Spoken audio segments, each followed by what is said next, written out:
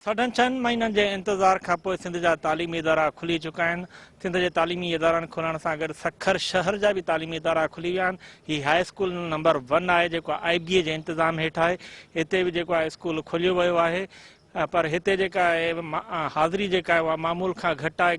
Class rooms जो जॾहिं जाइज़ो वरितो वियो त उते कुझु शागिर्दनि खे जेके मास्क पहिरियल हुआ ऐं कुझु क्लासनि में जेको आहे हैंड सैनिटाइज़र बि जेके रखिया विया हुआ। बहरहाल SOPs जे हवाले सां जेको आहे अञा एतिरो ध्यानु जेको आहे न पियो रखियो वञे।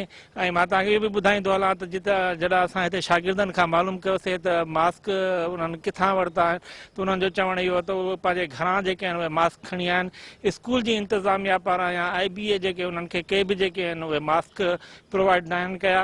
ख़ानगी इदारनि खे त जी इंतिज़ामिया त जेके पंहिंजे ॿारनि जे लाइ मास्क ऐं हैंड सैनिटाइज़र जो बंदोबस्तु कयो आहे, पर सरकारी स्कूलनि में को बि अहिड़ो जेको आहे उहो बंदोबस्तु न आहे।